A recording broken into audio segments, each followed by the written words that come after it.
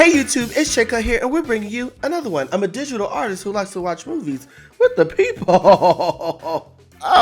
So we're about to do the ranking of the second half of 2023. So that's from July, January, February, March, April, May, June. Yeah, from July to, I was about to say September. I don't know my months. From July to December. Okay, so the second half, we're going to rank them from the least to the best. All right. Now, keep in mind, these are the rules. It has to have hit the theaters. It had to dip its toe into the movie theater and dip its toe out, and I had to have seen it. If I ain't seen it, I'm gonna rank it. So I had to have seen it, and it had to have been dipped into the movie theater. Okay. Now, if you want to see the first half, click right here. I already did the first half. It's gonna look a little different than how this looks. It's gonna look a little different. But click this one right here, and we're going to get right on into it. If you have not already, don't forget to like, subscribe, push that notification button, because we're going to keep bringing this stuff to you. Number 17, Aquaman 2.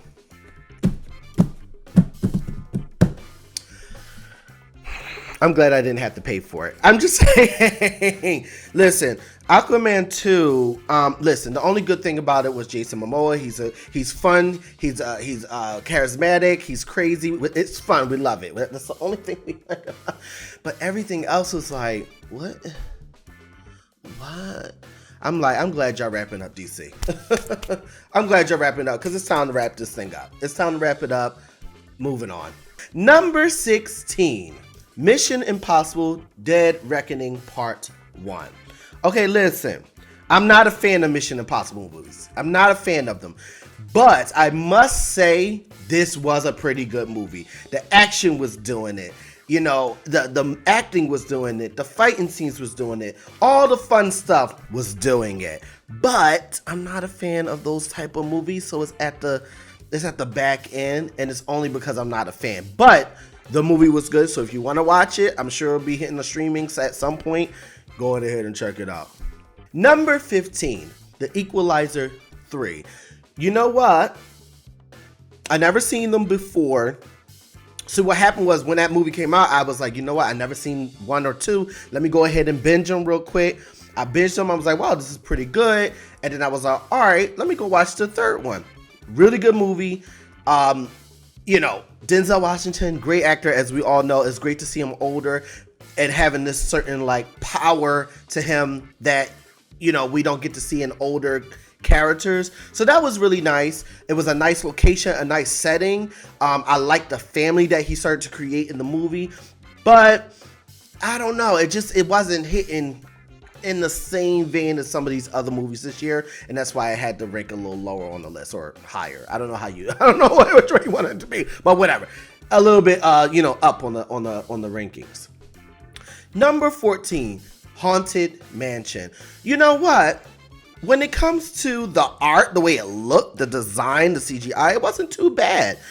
You knew nothing was real because it's all cartoonized and all that stuff. But the thing is, it was like the first one with Eddie Murphy, I think, had a better story, and this one was all right, but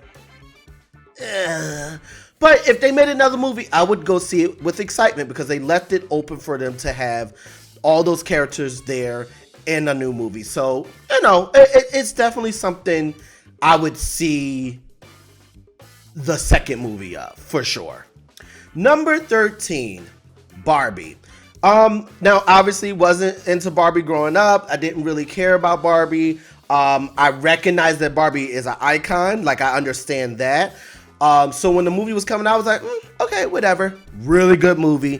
Very funny, and it's a thinker. And if you're a real man, you should be able to understand that movie and sympathize and empathize with the message. The ones who had a problem is the problem. Just gonna put it out there. But great design, great acting. Ken, all the Kens, but the Ken, come on now. We love him, right? Ryan Gosling, come on. Like, he killed that role. And now I'm excited to see him in so many other things. Very excited about it. So Barbie was good, but I didn't think it needed to be any higher on the list. Number 12, Oppenheimer. Yeah, I had to put them next to each other.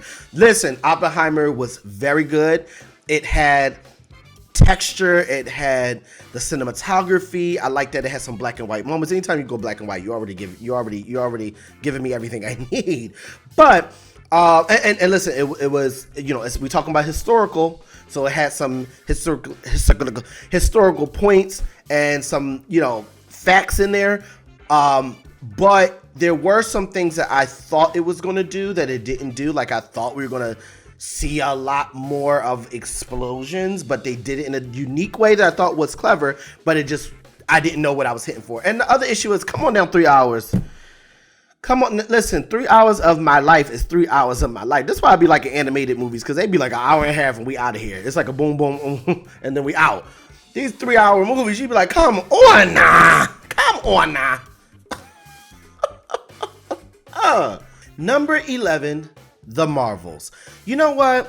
I wanted to rank this higher, but I actually almost forgot it on the list. I actually just added it in as I was doing this, so it might have went a little higher. But everybody was hating.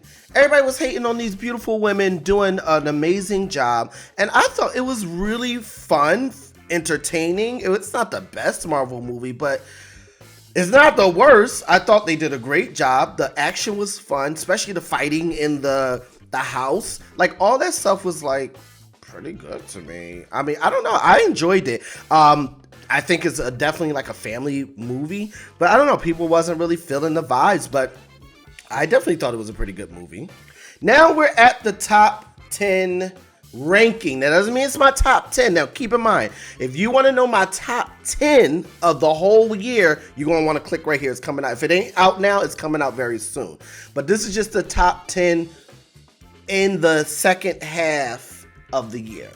Okay? Number 10, The Boy and the Heron. Wonderful, wonderful Miyazaki film. First of all, it's like I knew I was going to go see a Miyazaki film, but forgot that it's Miyazaki, because it wasn't until crazy, wacky things started happening that I was like, oh yes, I'm watching a Miyazaki film.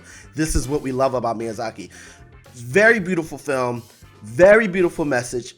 You know, the story is gorgeous. I mean, all Miyazaki movies are just gorgeous, gorgeous, gorgeous. One of my favorite Miyazaki films is Kiki. I can't even get it out. That's how excited I am to say.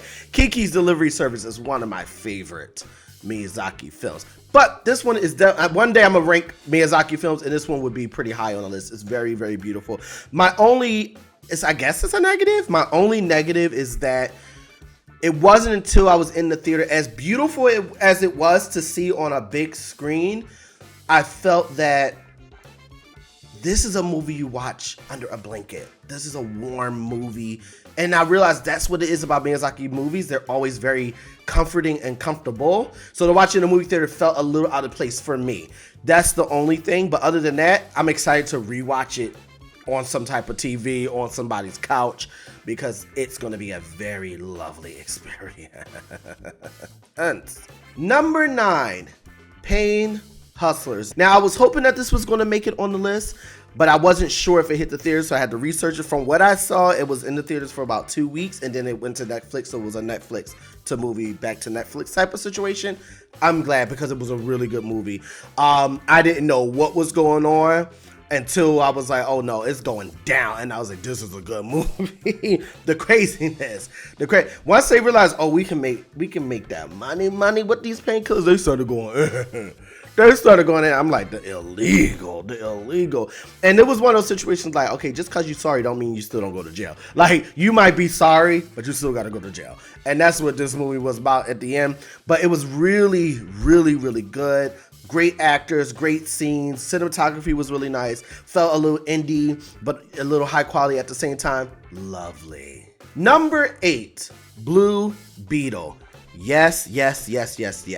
This is the only DC movie I was really, really feeling in the second half of the year. Like, Flash was really good, but which I think was better than Beetle. But we're talking about the second half. Blue Beetle was pretty good. I think the family aspect of, I always love a family that's fighting together. Like, that is my favorite type of thing. So to get some of that was really, really nice. I think the CGI looked really, really, really good. My only downside to the movie was his suit when it wasn't CGI. Like, it looked like rubber. It didn't look like whatever his suit was made out of. Other than that, I think it was a great scene. When the beetle first attached to his body and takes over his body like that, that scene in the movie theater was so dramatic and so cool to see that. And then his family is flipping out. Love it. Love it. Number 7, Wish. Actually, I just saw Wish. It's the last movie I was able to see before the year ended. And really good. Wish was really good. I didn't think it was going to be good because when I saw the art style, I was like, it looks all right, but I'm not really feeling it. And to know that it was the movie for the 100-year celebration of Disney, and that's great, but I was like, why would you do this type of movie? After seeing it, it makes sense, but my idea was, no, what you should have done was Fantasia 100, right? You have Fantasia, then you have Fantasia, what is it? Fantasia 2000? 3000? 1000? What is it? Fantasia 2000? Fantasia 3000? Let me check. Fantasia 2000, I had to check. Fantasia 2000, I'm like, okay, do a Fantasia 100, like celebrate the art of Disney through music and through storytelling with another Fantasia. How much of a celebration? I don't know why they didn't do it. But that being said, I thought this movie was really, really good. It was touching. It was beautiful. It didn't get a tear out of me like I thought it might do, but it almost got me. It almost got me, but it didn't get me. It was very beautiful. I love the concept of, although, yes, wishing on a star is one thing, but really make the efforts to fulfill that wish. Some wishes can be done inside. Some wishes can be done immediately. It's not always something that has to be grand. Sometimes you can make your wish, your own wish, come true. And I thought that was a great story. And it was so many nods to the classic movies. So many different characters were dressed as other characters, and you're like, oh, I know who that character is. Oh, I know who that is. Really, really good, and I love that. Number 6.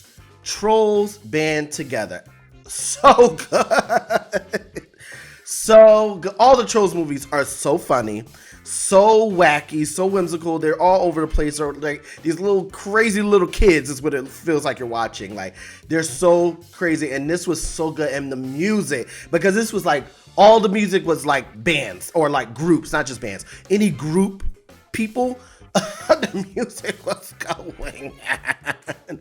I was enjoying the music. Really funny. And the best part about all the Trolls movies, and I need to rewatch the first one because I feel like they went harder in the second and third movie, the texture of this movie.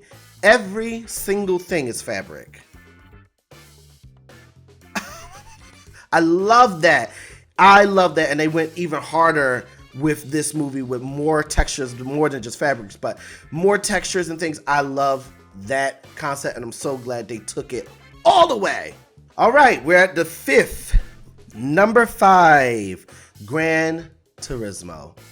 This movie is going to be one of those movies that's underrated. Nobody wanted to talk about. I do feel like streaming might, because it just hit streaming, I think, on Netflix. So I think streaming might be the thing that pulls them out. But the thing is, it's like, everyone was kind of like, oh, some game movie. And even that's how I felt. I'm like, because I wasn't really into like driving games like that. So I was just like, okay, what? Oh. But number 1, to find out that this was based on a true story, that changed everything. Because then it was like, wow, okay, why are they telling the story? And it's such a good underdog story. And it's not just like when the loser went from losing to winning. Like, it's really just about the efforts of believing in yourself and not letting the world tell you what you can and cannot do. And I love that concept. And the movie is so good. It's so warm. You believe in the character. You believe in all the fight and the struggle that he's going through to be successful in what he loves. I love that concept. Number 4, Teenage Mutant Ninja Turtles. I'm so glad I was able to rank this high because I actually wanted it to be higher, but I couldn't do it. The thing about this movie those four turtles. No, I am not into Ninja Turtles. I was never into Ninja Turtles. It's a little before my time. It's like right before my time, okay? And like right before. Enough for me to be like, Ninja Turtles. This made me a fan, maybe not of Ninja Turtles, but of this group.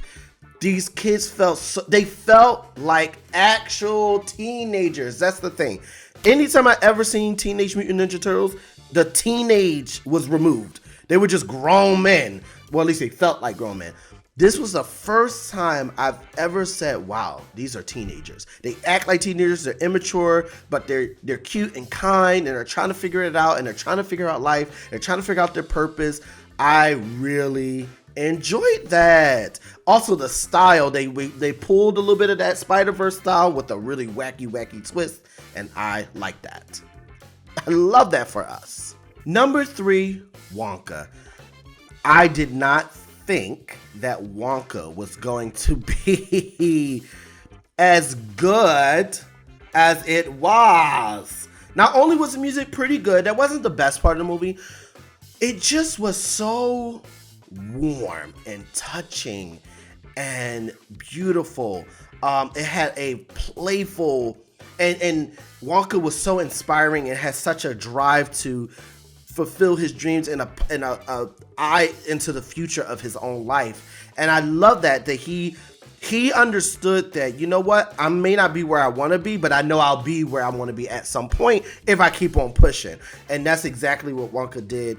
And it still had that nostalgia feeling as the first one.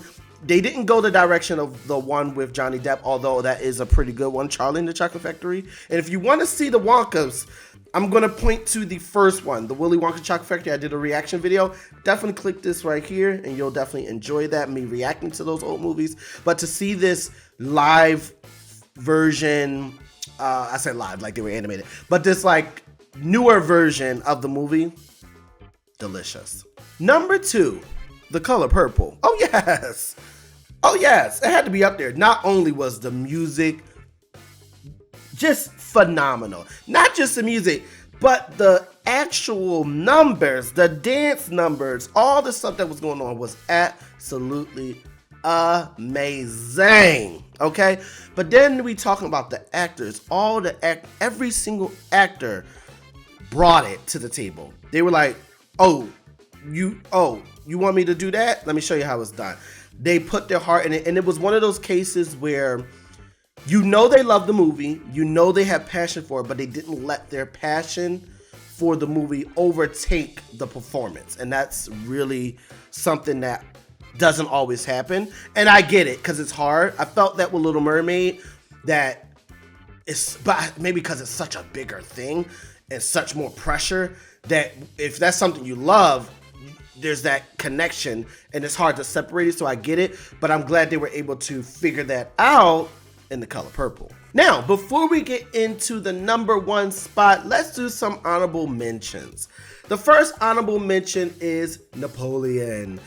I didn't get a chance to see it this year. It was on the docket. I was planning on seeing, but it didn't work out. And the reason I'm bringing it up is because it looks like it has a really beautiful cinematic vibe. So I want you guys to check it out and let me know in the comments what you think. And I am going to get a chance to see it in the new year, but it won't be able to make it into the ranking. The next honorable mention is Dumb Money. Another movie I did not get a chance to see that I really wanted to see, because I like those movies that tell us about a person or a character that no one really knows about or doesn't know the story of, and we get to see the ins and outs of what was really going down, especially when it comes to law or any illegal activities. So Dumb Money was one of those movies I really wanted to see, didn't get a chance to see. And the last honorable mention, another movie I didn't get a chance to see, was Killers of the Flower Moon. Oh, I wanted to see it so bad because I love the concept of knowing that there was a struggle here with the Native Americans, and I want to know what was that story that they had prepared for us and what was the idea behind it. It looked really good. The cinematography looked really good. The textures looked really good, but it just didn't fall in line with my schedule, so I wasn't able to get it on there. Now, before we go to the number one, let me know down in the comments below if my ranking is all over the place. If you feel like, no, why you even put that at the top? That should have been number 2. Let me know. Let me know what it should have been. Also, I wanted to thank you guys so much for supporting my Etsy shop. I'm this close to becoming a bestseller, star badge seller on Etsy because of my stickers, and I appreciate that so much from you guys. So keep on supporting. Go down to the link below if you want to get your stickers now. Number 1, The Hunger Games, The Ballad of Songbirds and Snakes. Now, this one's really tricky because I have a soft spot. I have a soft spot for The Hunger Games now. Number 1, because I ain't never seen them and I binged them in like a month. All 4 of those movies, right? All 5 of those movies, including the prequel. But also, it was the movies, it was the content that pushed my channel to be monetized.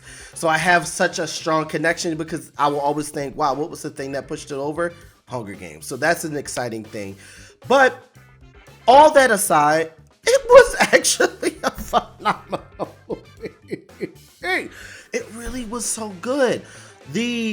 First of all, Viola Davis. What else is there to really say? Okay, but it's not just because it's Viola Davis. It's because she played such a disgusting, wicked person, and she did it believably. And you know, it's funny, when I saw the trailer, I was like, I don't know if it's believable. But once you're in the movie, you're like, yeah, this is a horrible person. And she made another horrible person. That's how horrible she is. And she made and birthed another horrible person. It took a turn.